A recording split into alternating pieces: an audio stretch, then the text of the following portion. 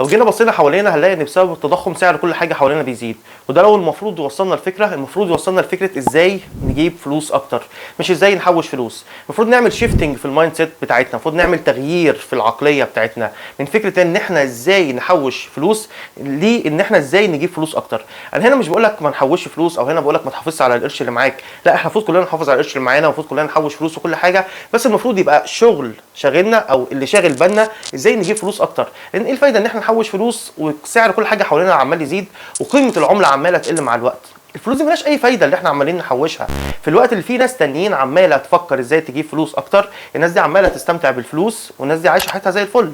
عشان كده لو خدنا الكلام ده طبقناه على ارض الواقع، احنا لازم كلنا يبقى عندنا حاجتين اتنين، لازم يبقى عندنا شورت تيرم بلان ولونج تيرم بلان، خطه قصيره المدى وخطه طويله المدى. المقصود هنا بالشورت تيرم بلان هي فكره الحاجه اللي بتجيب لنا فلوس دلوقتي زي الوظيفه، او لو انت عامل لنفسك جنب الوظيفه كده حاجه بتقلب بيها رزقك زي ما احنا بنقول في مصر، يعني بتبيع لك حاجه اونلاين، يعني بتقلب رزقك ايا كان ايه هي طبيعه الحاجه اللي بتجيب لك قرش. الفكره كلها بتاعت الشورت تيرم بلان هي حاجه بتجيب لك فلوس دلوقتي، حاجه بتجيب لك فلوس حاليا، حاجه اللي بتخليك تكمل الشهر زي ما احنا ما بنقول يعني.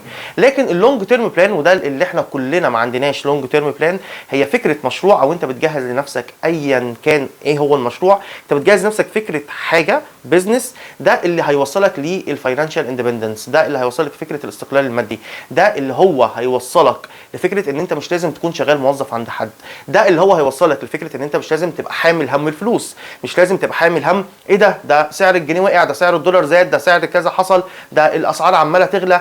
لازم احنا كلنا نكون عاملين لنفسنا لونج تيرم بلان عشان خاطر نسكيب نعدي فكره التوتر اللي احنا عايشين فيه في حياتنا بسبب اللي بيحصل حوالينا. لان للاسف كلنا غرقانين في فكره الشورت تيرم بلان، كلنا رضيانين وكلنا مرتاحين في الشورت تيرم بلان، كلنا مرتاحين في فكره الوظيفه، وكلنا كل تفكيرنا ازاي نكبر في الوظيفه اللي احنا شغالين فيها. في حين لو انت جيت فكرت لو جه الشغل ده قال لك لا ايا كان السبب انا مش عايزك تاني تكمل معانا، انت مش معانا خلاص مع السلامه، لو جه حصل اي ليك اي مرض ايا كان، فانت مش هتعرف تكمل الشغل بتاعك اللي انت شغال فيه في الوظيفه اللي انت فيها حاليا، هتعمل ايه؟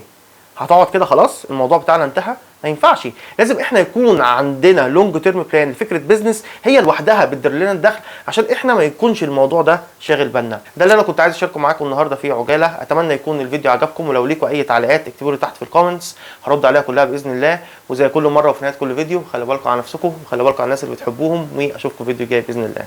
سلام.